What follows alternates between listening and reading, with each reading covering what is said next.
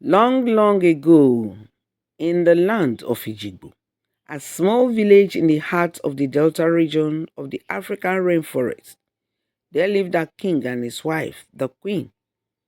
The king's name was King Esumobi, and he lived in his mud built palace with his wife, the queen, and four children. The children were two sons and two daughters.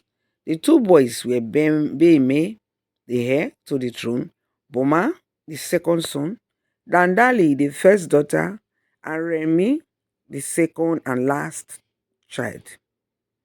Every day, when the villagers wanted to bathe, they went to the stream to take their bath. This was in those primitive days. At the stream, there was a section of it that was kept and shielded for the king and his family, and no other person dared to go near there.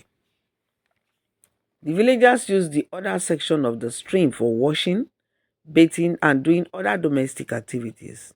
One day, Princess Dandali went out with her girls to the stream to bathe. While her girls waited for her at the entrance, she took her time to bathe and look good, cladded in half wrapper with her upper body parts unclothed, as was in those days. She walked daintily out of the exclusive bathing area, walked towards her girls, and they all went back to the palace.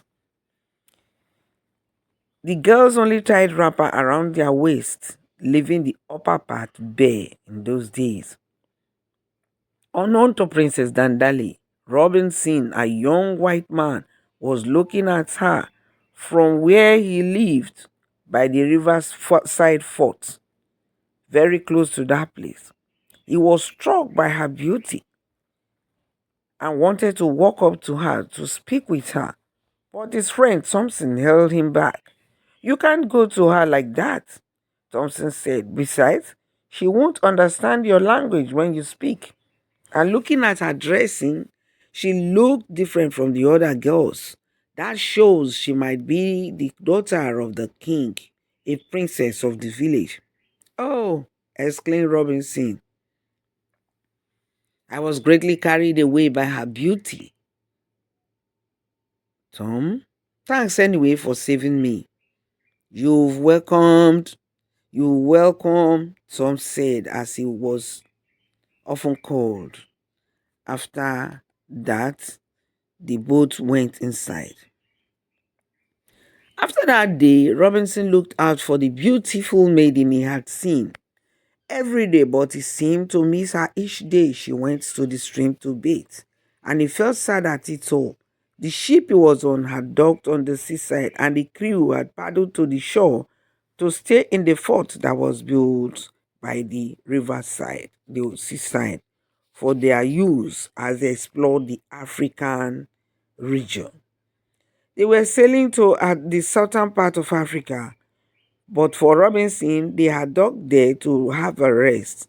So it was shocking to him to actually see people in black skin. That was his first time of seeing humans in black skin, looking very beautiful despite their simple way of dressing and life. They had their own unique, well organized lifestyle. And Rob, who, as was often called for short, was in fact impressed. One day, Rob told the superior officer that it was better they stayed longer at the fort to enable them explore the African coast properly. Unknown to the superior, that Rob was trying to find a way to get closer to the girl. It was as though Rob had linked with the maiden as he kept on wishing for her to come out once more. It was a kind of flame love, but it did not happen that way for a long time. Rob kept on wishing to see her more, but she did not come. One day, Rob suggested that they bring in an interpreter to live with them, someone that can understand the African language of the people. He wanted to be sure that anytime he came across the girl, he would be able to have a good conversation with her, with an interpreter. So an interpreter was actually brought to the fort to live with them. Rob was happy. Ah, So when the interpreter was brought, he stayed and wished for Dandali to pass, that he will have someone to talk with now, someone to interpret his feelings. But one day, to Rob's surprise, Dandali came to the stream, and Rob was very happy. He quickly blocked her path. Dandali was shocked to see a person that was very white. She had never seen a white person before, with green eyes staring at her. Her guests whispered in fear, "Your Majesty, a mermaid is standing before you." They wanted to run, but Rob stretched out his hand and held Dandali back. "No, I'm human, like you. Don't run away," he said, as the interpreter told him what the guests had said. Hmm. Through the interpreter, the girls were able to understand and communicate with Rob. Princess Dandali was surprised that Rob was saying he was in love with her. "How can someone you've not met before fall in love with you?" she said. I wanted to know her. Rob wanted to know her more. So Dandali was surprised. He told her he would not be able to live without her and wanted to marry her outrightly. Princess Dandali was, "How can somebody just say he want to marry you, seeing you the first day?" She did not know that Rob had been dreaming about her, fantasizing about her, thinking about her every day since he saw her for the first time.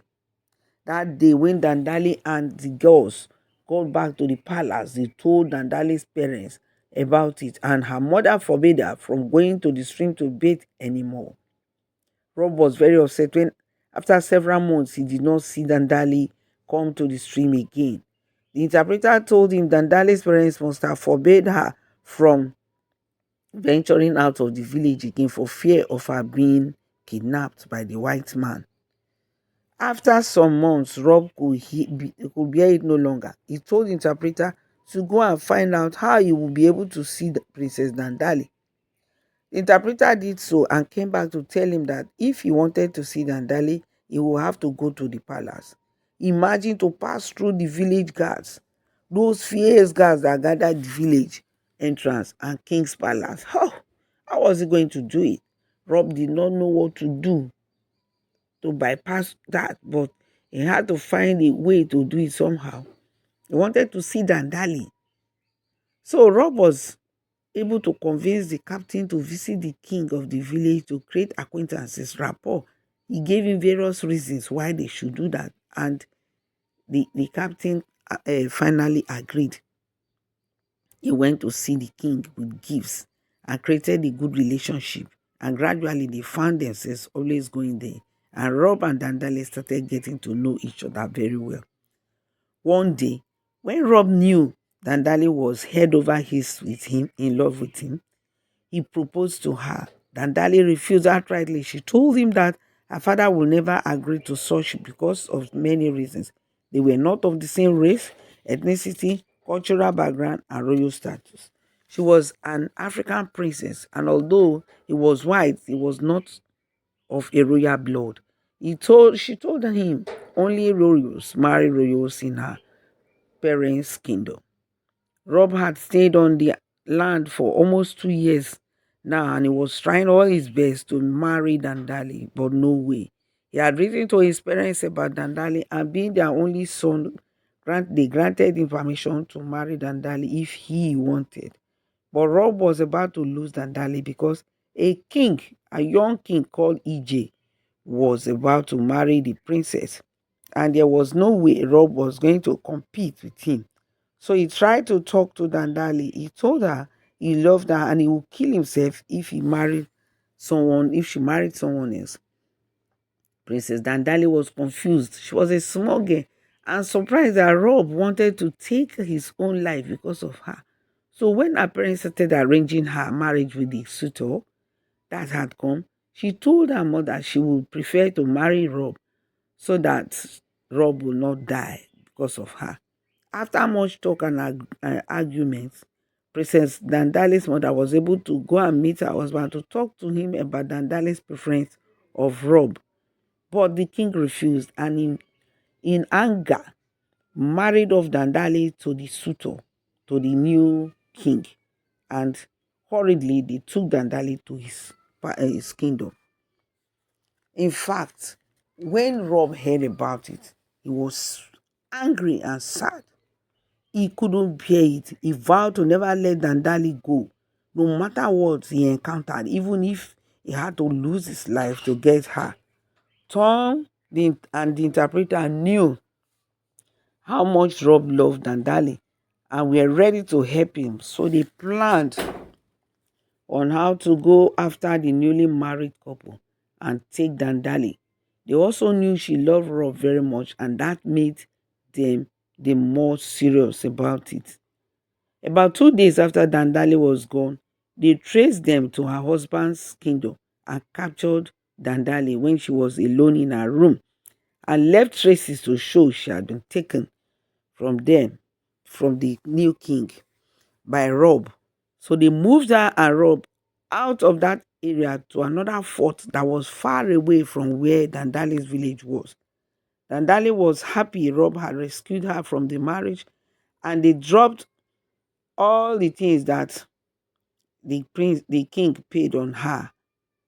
As they came in, the interpreter advised them to take such things along. They dropped it, meaning that they had returned the dowry.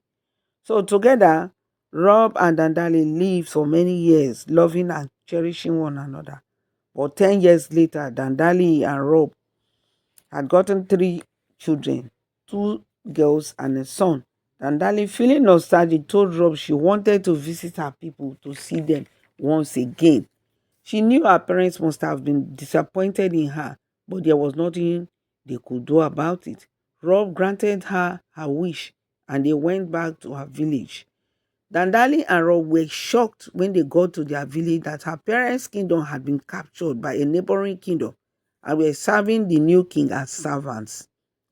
Ah, Queen Dandali could not bear it and went back to talk over it all with her husband. Rob, with the help of other people and his wife, whom he had taught the art of warfare, went to fight the opposing kingdom and they defeated them successfully. The kingdom was rescued and handed over. Dandali's kingdom was rescued and handed over back to her parents. So her father was reinstated as the king and her mother the queen. The king and queen were very happy to see Dandali and Rob. They didn't expect what had happened and they all reunited and they forgave one another. They were happy to regain their kingdom. That's the end of the story. Please share the videos. That's the least you can do for me. And don't forget to like and subscribe. Share it to get more views, please, for the video to get more views. Thanks for watching.